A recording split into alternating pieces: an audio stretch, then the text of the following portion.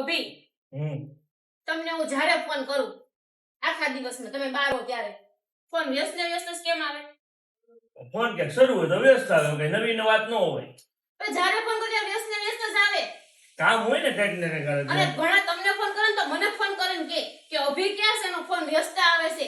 એને ફોન કરીને કે એટલે જાણે હું કરું તો મારો ફોન એ વ્યસ્ત, મારો ફોન વ્યસ્ત જ આવે, હું કરતી હોઉં ને તોય. કામકાજની વાત શરૂ હોય એટલે ફોન વ્યસ્ત આવે, એમાં કઈ બીજું ન હોય. રોજ રોજ કામ એવા હોય. બધા હું તમે કામ કરતો રોજ ફોન વ્યસ્ત ને વ્યસ્ત જ હોય.